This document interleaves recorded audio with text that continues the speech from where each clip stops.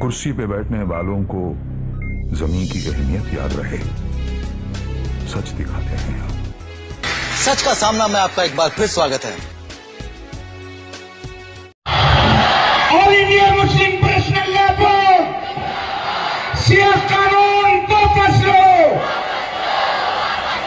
शिया कानून वापस लो,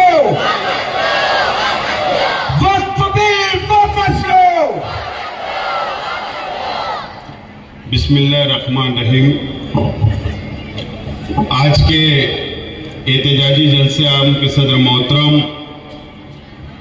खालिद सैफुल्लाह रहमानी साहब मंच पे तशरीफ फरमा, all India Muslim Personal Law board के तमामी हमारे सरपरस्त, तमामी हमारे उलमा इकराम, मंच पे तशरीफ फरमा तमामी तंजीमों के सियासी पार्टी के जिम्मेदारान और इस एहतजाजी जलसे आम के अंदर मौजूद तमामी बुजुर्ग हजरात, नौजवान साथी, दोस्तों और साथियों, सबसे पहले मैं all India Muslim Personal Law board के जिम्मेदारान का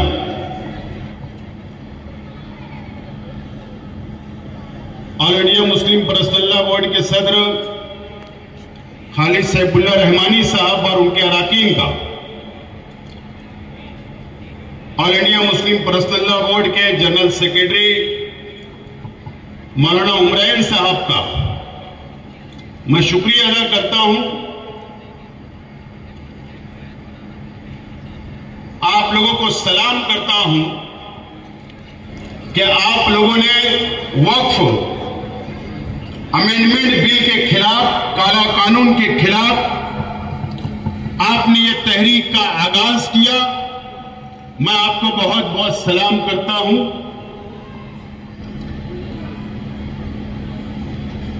और यकीनन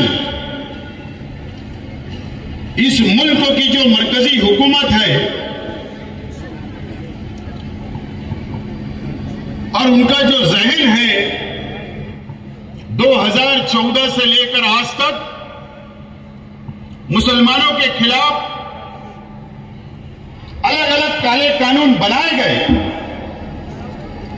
और 2014 से मुझे याद है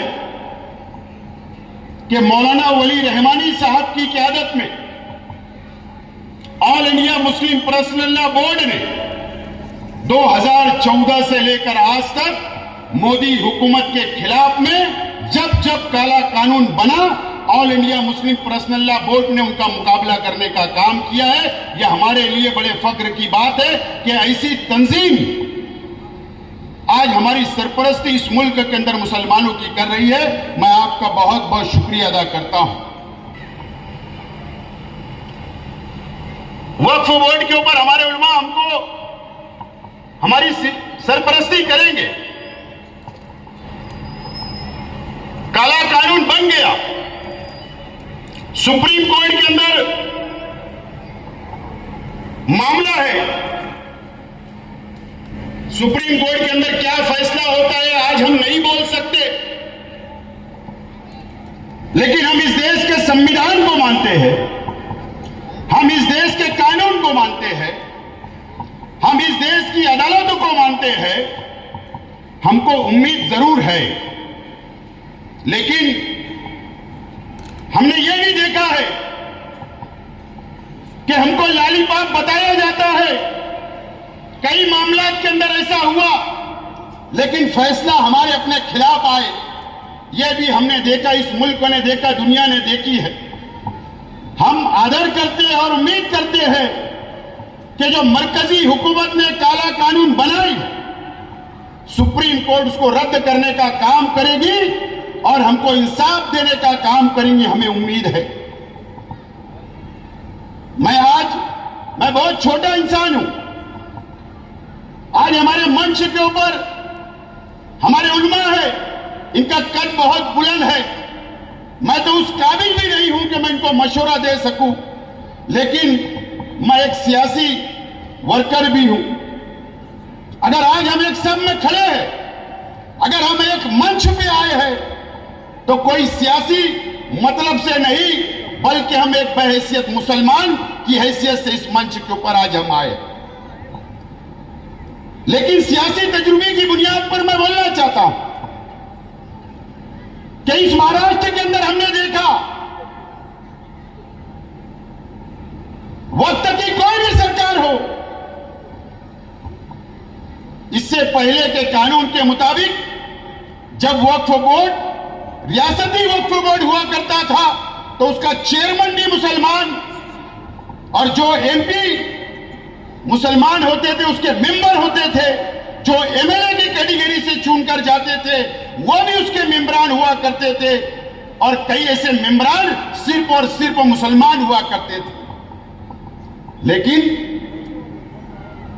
हमें जो जानकारी है, मैं भी मेंबर ऑफ असेंबली रह चुका हूं, असेंबली के अंदर आवाज बुलंद कर चुका हूं। जो डाटा हुकूमत के पास है, इस महाराष्ट्र के अंदर 1 लाख एकड़ वक्फ की हमारी प्रॉपर्टी, हमारी मिल्कियत है, यह असेंबली का रिकॉर्ड है। लेकिन यह भी इतनी सच है कि 70,000 एकड़ जमीन के ऊपर महाराष्ट्र के अंदर अतिक्रमण है, जो दूसरों ने अतिक्रमण करके रखा है। लेकिन जो भी वक्त के मेंबरान वक्फ बोर्ड के अंदर रहा करते थे तो वहां पर जाकर वो लोग भी भ्रष्टाचार करने का काम करते थे। मैं जिम्मेदारी से ये बात बोलता हूं। अभी इसके पिछले की सरकार में जो बॉडी थी, एक हम्माम में सब नंगे थे, अलग अलग पार्टियों के लोग थे, बड़े बड़े उद्योगपतियों को कौड़ी के दाम के अंदर तजवीज पास करके उनके नाम कर दी गई। लेकिन सवाल जब हमारे जैसे लोग करते तो जवाब नहीं मिलता, जवाब नहीं मिलता। मैं आज all India Muslim Personal Law board के जिम्मेदारान से मैं अपील करना चाहता हूं कि आप एक ऐसी कमेटी बनाइए जो महाराष्ट्र के अंदर भी हो, हर रियासत के अंदर हो, और इसका डाटा आप निकालिए कि कहां पर क्या क्या हुआ है भ्रष्टाचार, कितनी हमारी जमीनें हैं, कितने केसेस चल रहे हैं, क्रिमिनल में कितने केसेस है, वक्फ बोर्ड में कितने केसेस पहले माहिती अधिकार के जरिए निकालकर वो डाटा आप संभाल के रखिए और उसके ऊपर एक मजबूत लाएमाल तैयार करने की आज जरूरत है। मैं 1 मिनट लूंगा। दूसरी अहम बात, ठीक है काला कानून बन गया, हम सुप्रीम कोर्ट गए, लेकिन यह भी लाएमाल हमको तैयार करना पड़ेगा कि अगर सुप्रीम कोर्ट में हमारे खिलाफ फैसला गया, मान के चलिए भरोसा कम है, मैं मेरी जिम्मेदारी पर तकरीर कर रहा हूं, लेकिन अगर सरकार की जो नीयत खराब है, जिस हिसाब से यह काला कानून बनाया गया, अगर हमारी लाखों एकड़ जमीनों के ऊपर उनकी नजर होगी और अगर उन्होंने कलेक्टर के जरिए अगर उसको लीज पर देने का काम करेगा तो उसके लिए लड़ने के लिए कौन होगा? आप हर डिस्ट्रिक्ट में, हर शहरों में ऐसी कमेटी बनाए कि उसके ऊपर नजर रखे और अगर कलेक्टर के पास कोई एप्लीकेशन देती है हुकूमत तो उसका मुकाबला करने के लिए भी लाएमाल हमको जरूरी है। ये मशवरे के साथ मैं एक मर्तबा फिर